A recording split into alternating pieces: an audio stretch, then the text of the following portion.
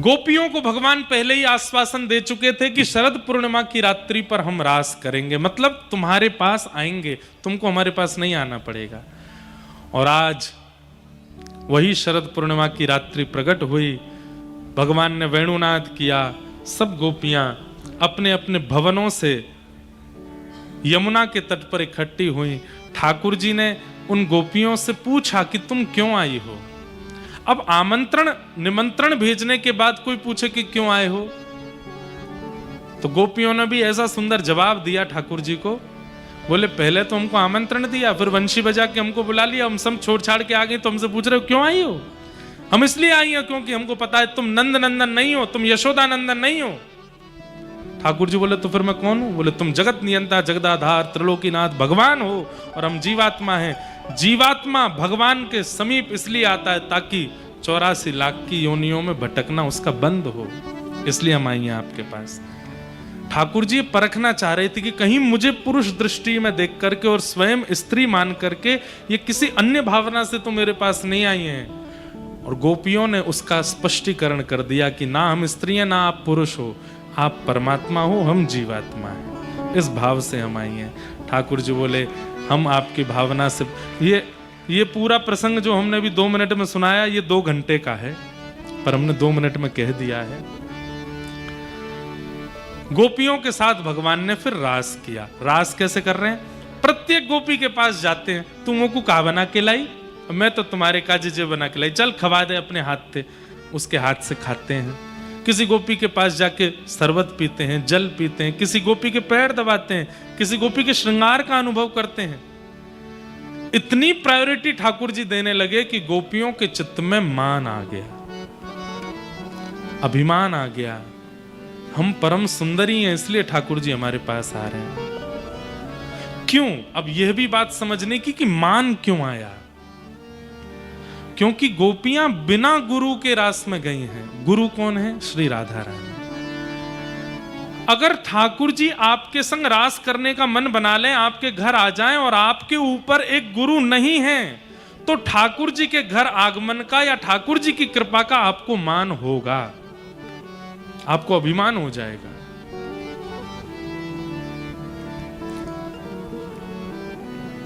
उस मान से आपकी रक्षा करने के लिए गुरु जीवन में होना आवश्यक है। वो गुरु ही आपको मान रहित करते हैं। ठाकुर जी के सामने जब आप भोग पधराते हो अपने घर में, तो ठाकुर जी का मन होता होगा कि मैं कह दूं आज मेरो मक्खन खावे को मन है, ना एक मक्खन दे दो।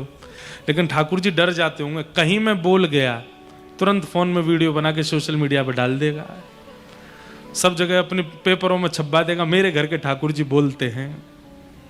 मान करेगा और प्रसिद्धि के लिए मान करके अपने भक्ति को नष्ट कर देगा। इसलिए ठाकुर जी बोलते नहीं, इसलिए ठाकुर जी हिलते नहीं, इसलिए ठाकुर जी चलते नहीं। आज भी वृंदावन में 1-2 महात्माओं के नाम मैं जानता हूं जिनसे ठाकुर जी बात करते हैं, स्पष्ट बोलते हैं, लेकिन वो सबको अपने ठाकुर जी का दर्शन नहीं कराते और ना उनका प्रचार हमको मंच से करना है। ठाकुर जी उसी से वार्ता करते हैं, उसी को अपनी लीला का अनुभव कराते हैं जिस पर ठाकुर जी को यह विश्वास हो चुका है कि ये मान नहीं करेगा। जो मान कर लेता है उस भाव का, उसको ठाकुर जी अनुभव कराना बंद कर देते हैं। फिर उसके यहां ठाकुर जी पाषाण बन के ही रहते हैं, कोई अनुभूति नहीं होने देते उसको। इसलिए अनुभव करना है ठाकुर जी की लीला का, स्वरूप का, भावों का, तो मान रहित बनिए। मान रहित ठाकुर जी को ये फील करा दो कि आपको मान नहीं है, तभी ठाकुर जी अनुभव कराएंगे। गोपियों को मान हो गया कि हम परम सुंदरी हैं, इसलिए ये त्रिलोकी सुंदर ठाकुर जी हमारे साथ लीला कर रहे हैं। जैसे ही गोपियों को मान हुआ तो जहां मान वहां राम नहीं, ठाकुर जी रहते नहीं वहां पे, तुरंत अंतर ध्यान हो गए। जैसे ही अंतर ध्यान हुए, गोपियां व्याकुल ढूंढने लगी श्याम सुंदर को यत्र तत्र वन में। कहां गए श्याम सुंदर? जब नहीं मिले तब यमुना तट पर पहुंची हैं और किशोरी जी के चरणों में प्रणाम करते हुए कह रही हैं, हम सोचते थे कान्हा कहीं कुंजन में होगा।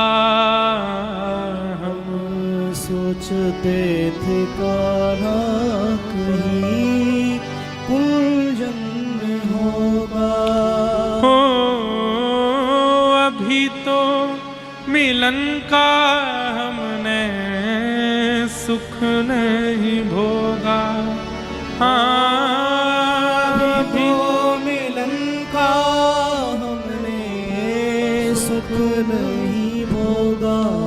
सुन के प्रेम की परिभाषा, सुन के प्रेम की परिभाषा मन में बंधी थी जो आशा, मन में बंधी थी जो आशा।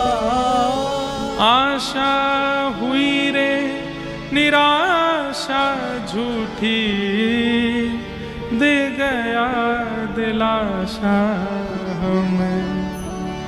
शाम ना मिला हमें, शाम ना मिला हमें, शाम ना मिला हमें, शाम ना मिला।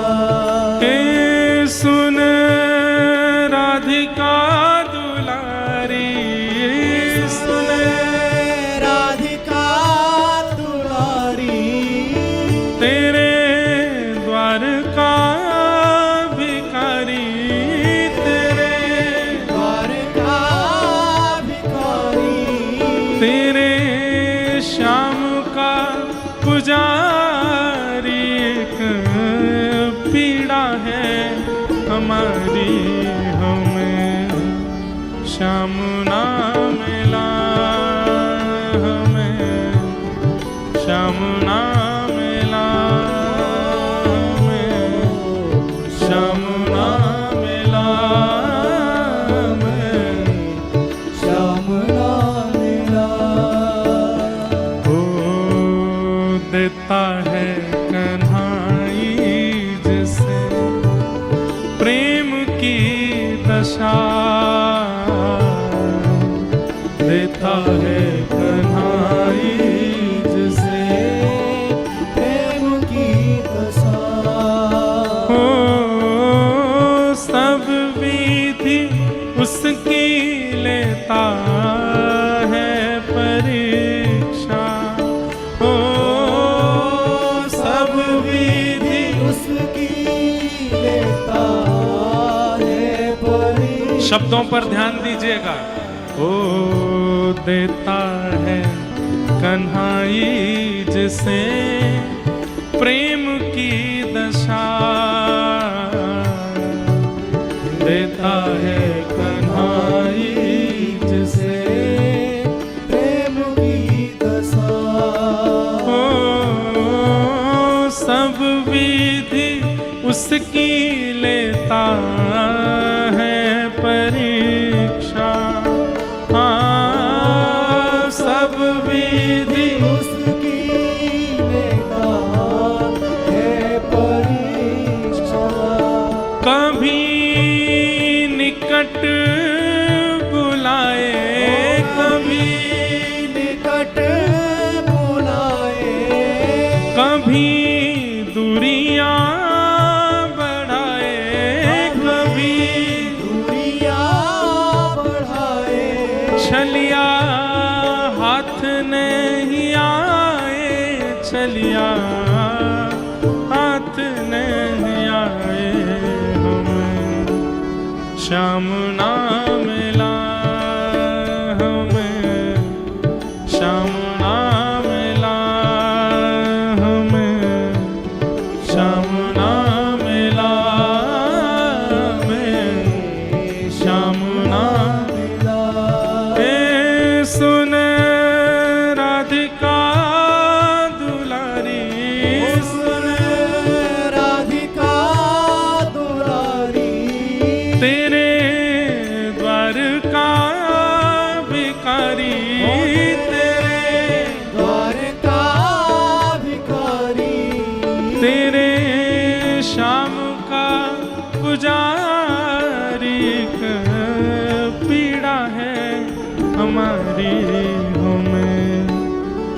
श्याम ना मिला हमें, हमें श्याम ना मिला, हमें श्याम ना मिला। बंधुओं, संयोग और वियोग ये दो स्थिति ठाकुर जी सबको देते हैं। हम सबका जीवन 10-10 वर्षों में विभाजित होता है। बहुत प्रैक्टिकली बात बोल रहे हैं, ध्यान से सुनिएगा। हम सबका जीवन 10-10 वर्षों में विभाजित होता है। 10 वर्ष हमारे लर्निंग के होते हैं और 10 वर्ष हमारे अर्निंग के होते हैं।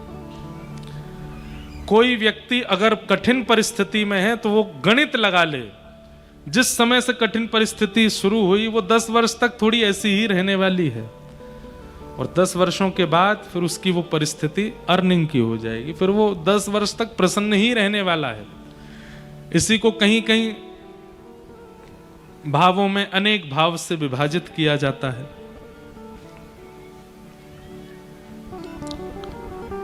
श्री धर्मेंद्र सिंह लोधी जी मंत्री मध्य प्रदेश शासन के पधारे हैं, बहुत बहुत अभिनंदन, बहुत बहुत स्वागत।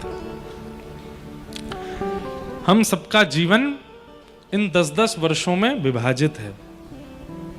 भगवान श्री कृष्ण 10 वर्ष तक ब्रजमंडल में रहे। 11 वर्ष 56 दिन की आयु में, मतलब 11 वर्ष के होते ही 56वें दिन ठाकुर जी मथुरा चले गए, ब्रजवासियों को वियोग दे गए। संयोग और वियोग यह भी 10-10 वर्षों में ही रहता है। किसी के जीवन में उपलब्धियां 10 वर्षों में ही आ जाती हैं, और फिर 10 वर्षों की उपलब्धियां उपलब्धि रहते हुए भी 10 वर्षों में कोई ना कोई कष्ट बना ही रहता है। शारीरिक हो, मानसिक हो, बौद्धिक हो, व्यवहारिक हो, पारिवारिक हो, ये चलता ही रहता है। इसलिए ज्यादा परेशान होना नहीं चाहिए। देता है कन्हई जिसे प्रेम की दशा, सब विधि लेता है उसकी परीक्षा। और ये परीक्षा के समय 10 वर्ष में आते हैं। बस उस परीक्षा की घड़ी में विचलित ना हो व्यक्ति, हार ना माने, व्यथित ना हो। और व्यथित कौन नहीं होता? आध्यात्मिक व्यक्ति व्यथित नहीं होता। ये बात आप अनुभव कर लेंगे। जब से आपके जीवन में आध्यात्मिकता आई होगी, तब से पहले के आप और उसके बाद के आप में बहुत अंतर हुआ होगा। और विशेष रूप से आपकी मनस्थिति पर। पहले आप सामान्य सी बात पर, पहले आपको क्रोध इस बात पे भी आ जाता था कि दाल में नमक क्यों नहीं है, और अब सूखी रोटी भी मिल जाती है तो कोई दिक्कत नहीं होती, खा लेते हैं। ये आध्यात्मिकता करती है आपके साथ। पहले इसलिए भी क्रोध आ जाता था, इसलिए भी मन विचलित हो जाता था कि हम सभा में गए, हमारा नाम नहीं बोला गया, हमसे पूछा नहीं गया, हमसे बैठने को नहीं कहा गया। और अब सभा में आपका नाम भी लिया जाता है तो आपको उससे प्रशंसा नहीं होती। आप सम हो गए हो, आध्यात्मिक आप बन रहे हो। ये इस बात का प्रमाण है कि आप परिस्थितियों को सामान्य रूप से ग्रहण करने लग जाते हो। चिड़चिड़ापन होना, व्यथित हो जाना, बहुत जल्दी क्रोध आ जाना, छोटी छोटी बात पर बिल्कुल विचलित हो जाना, ये महासंसारी व्यक्ति का लक्षण है। रात भर नहीं सोए, क्यों नहीं सोए? गद्दा कंफर्टेबल नहीं था, इसलिए नहीं सोए। आध्यात्मिक व्यक्ति कंफर्ट जोन से बाहर चला जाता है। भक्त व्यक्ति कंफर्ट जोन से ऊपर उठ जाता है, उसको कंफर्ट की आवश्यकता नहीं होती। हम अपनी स्थिति बताएं, हमारी कथा विधायक जी करा रहे हैं, हमारी कथा मंत्री जी करा रहे हैं, पर इसका मतलब ये नहीं कि एक सामान्य व्यक्ति नहीं कराते, वो भी कराते हैं। और एक कथा तो हमारी ऐसी हुई, सामान्य से पत्रकार जी ने कथा कराई अभी 1-1.5 साल पहले ही। तो मैं ट्रेन से गया था, जैसे ही हम स्टेशन पर उतरे तो घुटने तक हाफ निक्कर पहने यजमान जी आए लेने, सुबह 3 बजे। हमने उनसे उतरते ही पूछा, मैंने कि कथा के आयोजक कौन है? हंसने लगे, मैं ही हूँ महाराज जी। मैंने अच्छा, गलती हमारी भी है कि भाई जरूरी थोड़ी कि पोशाक पहन के आए वही यजमान है। हमने कहा बहुत बढ़िया। बाहर स्टेशन से निकल के आए, मैंने कि चलो भैया बैठ जाए गाड़ी में, तो ऑल्टो गाड़ी थी, बैठ गए। सामान वामान आवे नहीं तो ऑटो करने पड़े, सब में सामान धर के वहां तक पहुंचा। तो हमने उनसे रास्ते में पूछा, मैंने कि कथा वथा बढ़िया से हो जाएगी? गलती हमारी, हम अपनी गलती बता रहे हैं, हम क्यों आकलन कर रहे हैं उनकी गाड़ी से या उनके वस्त्र से? जरूरी है ऐसा? जब पहुंचे तो महाराज अद्भुत कथा हुई, हजारों की तादाद में भीड़ आती थी। हमने चौथे पांचवें दिन उन्होंने मुझसे निवेदन किया, महाराज जी हमारे घर चलेंगे प्रसाद पाने? हम कहीं और रुके थे। मैंने कहा आप यजमान हैं, आपके यहाँ तो चलेंगे। जब हम उनके घर गए तो घर पहुंचे तो 2 मंजिला घर था। तो जब नीचे प्रवेश किए तो लोग बाग, मैंने कहा आपके परिवार के? बोले नहीं नहीं महाराज जी, इनका घर है, हम इनके यहाँ किराए पे रहते हैं, 2 कमरे हैं ऊपर हमारे। मैंने कि सुनो 4 दिन हो गए हमारे पास, बैठो एक बात बताओ, इतना खर्चा हुआ कहां से आया? तो रो गए। महाराज जी अचानक से हमारे अकाउंट में 50 लाख रुपए आ गए, पता नहीं कहां से। सच बता रहे हैं, सुनिए बात सुनो। मैंने कहा हैं? फिर भी मुझे लगा बोल रहे होंगे ऐसे। बोले सच में महाराज जी, अपनी पासबुक वगैरह दिखाई, देखिए। तुम बोले मैं गया बैंक। मैंने कहा भैया ये इतने पैसा कहाँ से आए? तो उन्होंने कहा ये किसी ट्रस्ट के द्वारा ट्रांसफर हुए। तो बोले मैंने उस ट्रस्ट का नाम ही नहीं सुना। बोले भैया ये हमारे नहीं है, आप ये ट्रस्ट वाले कहीं और डाल रहे होंगे, हमारे में आ गए हैं। तो बैंक वालों ने कहा देखो, मैनेजर साहब बेचारे भले आदमी थे, उन्होंने कहा हम एक काम करते हैं, ट्रस्ट को मैसेज करवा देते हैं, फ़ोन करवा देते हैं कि आपके ऐसे पैसे यहाँ आए हैं, आप चाहो तो वापस विड्रॉ कर लो। 7 दिन का समय देते हैं, अगर विड्रॉ हो जाएंगे तो ठीक है, इंक्वायरी आएगी तो बता देंगे। बोले महाराज जी मैंने सोचा अगर 7 दिन में वापस नहीं गए तो? बोले घर के बच्चे बोले पिताजी घर बना लेंगे, गाड़ी खरीद लेंगे, ये करेंगे। बोले मेरे मन में रात्रि में स्वप्न जैसा ऐसा आभास हुआ कि किशोरी जी ने बिना परिश्रम के ये धन दिया है, हमारी मेहनत का तो है नहीं, क्यों ना इससे कृपा करके अपने परिवार के लिए और पूरे नगरवासियों के लिए हम कथा कराएंगे और 1 रुपया भी अपने लिए प्रयोग में नहीं लेंगे। आप विश्वास मानेंगे, अंतिम दिन वो मेरे पास आए और मुझसे आके बोले महाराज जी इतने लाख रुपए अभी बच गए हैं। मैंने कहा अरे तो आप किराए के मकान में रहते हो, हम आज्ञा दे रहे हैं एक छोटा घर बनवा लो। नहीं महाराज जी ये प्रयोग मैं अपने लिए नहीं कर सकता। मैंने कहा एक बड़ी गाड़ी ले लो। नहीं कर सकता। तो क्या किए, हर महीने गिरिराज जी में एक भंडारा बुक कर दिया। हर महीने आते हैं, हजारों लोगों को भंडारा कराते हैं, उस धन को वहां व्यय कर रहे हैं। ठाकुर जी की कृपा कब कहां किस पर होती है और वो उस कृपा को किस रूप में स्वीकार करता है, इससे भी पता चलता है कि व्यक्ति कैसा है। हमने भी फिर दक्षिणा ली नहीं उनसे। मैंने कहा हम भी फिर ऐसे, हमको ठाकुर जी उल्टा मारेंगे और कि भाई तुम ऐसी कथा की दक्षिणा लेते हो। तो कहने का अभिप्राय, हमको तो दोनों परिस्थिति मिलती हैं। श्रेष्ठ से श्रेष्ठ जन भी कथा कराते हैं, सामान्य भी करा लेते हैं। अब हम श्रेष्ठों के यहाँ इतना सम्मान पा लेते हैं कि सामान्य के यहाँ फिर उतना सम्मान नहीं मिला, वैसी गाड़ी नहीं मिली, वैसा प्रोटोकॉल नहीं मिला, तो मन में ही हो जाएगा अरे यार यहाँ तो कथा करने में मन नहीं लग रहा है। नहीं, आध्यात्मिक व्यक्ति का यही लक्षण है कि चाहे उसको बड़ी से बड़ी उपलब्धि वाली स्थान मिले, चाहे सामान्य मिले, उसको सब जगह सम रहना है। हाँ, अब बात ऐसी है कि अब हम कथा करने कहीं जाते हैं, इतनी संख्या में भीड़ आएगी तो पंडाल तो बनाना पड़ेगा, वो व्यवस्था उसकी करनी पड़ेगी। आप कहो कि महाराज जी छोटा सा हॉल है 200 लोगों का, इसमें तो आपको ही दिक्कत हो जानी, इतनी भीड़ आ जाएगी, फिर क्या करोगे, वहां घटना घट जाएगी कोई। इसलिए अब ऐसा नियम बना लिया कि अब सब जगह नहीं जा पाते, उनसे पूछ लेते हैं भाई आपको थोड़ी व्यवस्था करनी पड़ेगी, जनता बहुत आएगी। तो इतना तो अभी बना लिया, बाकी मान सम्मान अपमान में सम रखना पड़ता है स्वयं को। और ये आप स्वयं से नहीं रख सकते, आध्यात्मिकता आपको सिखाती है सम रहना। चाहे सामान्य से घर में आप रहो, चाहे बहुत बड़े महल में आप रहो, आपके मन में वो गर्व ना आवे।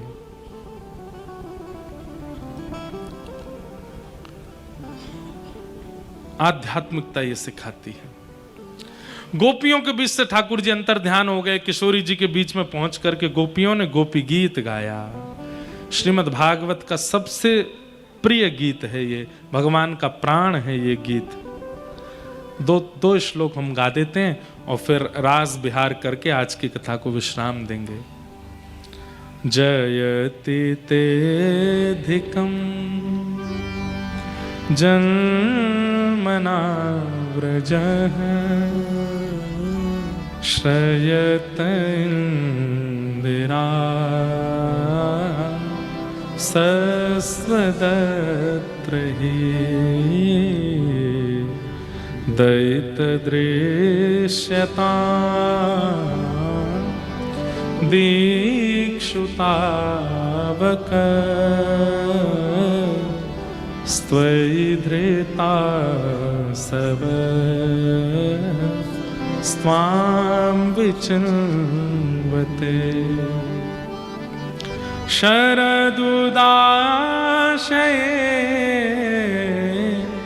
साधु जात सरसिजोदर श्रीमुषादृशा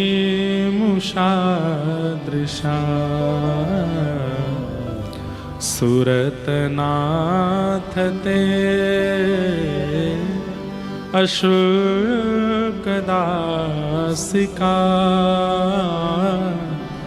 वरदनिघ्नतो नेह किं वदः। एक बात बंधुओं पक्की है, ठाकुर जी से मिलने की इच्छा यदि आपकी प्रगाढ़ हो जाएगी ना, तो आप गाना शुरू कर दोगे। गाना शुरू कर दोगे मतलब कुछ भी गाओगे नहीं, आपके मन में अपने आप शब्द प्रकट होंगे और उन शब्दों को अपने आप लय दे करके आप गाने लगोगे। मैं कथा में कहा करता हूं, जिसने पाया उसने गाया, या फिर जिसने गाया उसी ने पाया। ठाकुर जी को गाना तो पड़ेगा। मीराबाई ने गाया, मुझे एक नाम बता दीजिए किसी का जिसने ना गाया हो और ठाकुर जी मिल गए हों। सबने गाया, सबको गा के ही मिले ठाकुर जी।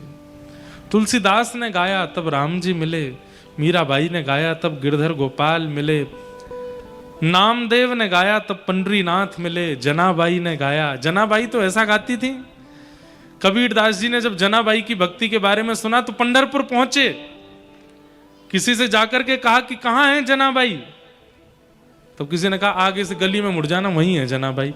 तो वहां कबीरदास जी ने जाके देखा, दो माताएं आपस में लड़ रही थी बहुत जोर से और भीड़ देख रही थी। कबीरदास जी बोले, भैया जनाबाई कहाँ है? तो एक ने कहा, ये दो माताएं जो लड़ रही हैं इनमें से एक माता जी जो है ये जनाबाई है। कबीरदास बोले, मैंने तो सुना था ये भक्त हैं, ये तो बड़े कलेश कर रही हैं, लड़ रही हैं। किस बात पे लड़ रही हैं? बोले कंडे थापे थे बाहर घर के, तो कह रही हैं पड़ोस वाली इनके कंडे 2-4 कंडे उठा के ले गई, उस बात पे लड़ रही हैं। कबीरदास बोले तो महासंसारी हैं, गोबर के कंडे के पीछे कोई लड़ाई करता है? और किसी ने मुझे गलत बता दिया कि ये महाभक्त हैं। कैसी भक्त हैं? 4 कंडों के पीछे लड़ रही हैं। कबीरदास जी ने जाके जनाबाई से कहा, आप परम भक्त हैं और 4 कंडों के लिए लड़ाई करना, इतना कलेश करना शोभा देता है? जनाबाई बोली, मेरे कंडे सामान्य नहीं है। अरे वो 4 कंडे आपको दे तो रही है, ले लीजिए। बोले ये मेरे नहीं है, मेरे दूसरे कंडे हैं। बोले कंडों में भी अंतर होता है क्या? बोले हाँ। क्या अंतर है? बोले आप कंडे कान से लगा के सुनो, जिस कंडे से विट्ठल विट्ठल आवाज आए समझना वो मेरे कंडे हैं। सोचो, गोबर के उपले पर हाथ धर देती हैं जनाबाई तो वो भी विट्ठल विट्ठल गाने लगता है। कबीरदास कंडे कान से लगा रहे थे, कुछ आवाज नहीं आई, तभी एक कंडा आया, उस पर आ रहा था विट्ठल विट्ठल जय हरि विट्ठल। आहा, जैसी नाम सुना कबीरदास जी के नेत्र सजल हो गए। बोले मैया ये आपका कंडा है। कान, हाँ हाँ ये मेरा है, लाओ इधर दो। इन्हीं कंडों में प्रसाद बनेगा पंडरीनाथ का, क्योंकि कंडे भी विट्ठल विट्ठल गाते, इसलिए तो लड़ रही हूं, मेरे कंडे ले गई है जो विट्ठल गाते हैं। कबीरदास बोले, मैं तो सोच रहा था कितना कलेश करती हैं, पर ये तो महाभक्त हैं, परम भक्त हैं। इस प्रकार बंधुओं ये सब रास की भूमिका हुई। गाया सब गोपियों ने, और गोपियों के गाते ही इति गोप्यः प्रगायन्तः परलपस्तंश चित्रधार रुरुदु स्वस्वरम राजन कृष्ण दर्शन लालसा। कृष्ण दर्शन की लालसा से गोपियां जैसे ही रोने लगीं, इतने में ही ताशामाभिर्भूत सौरी स्मय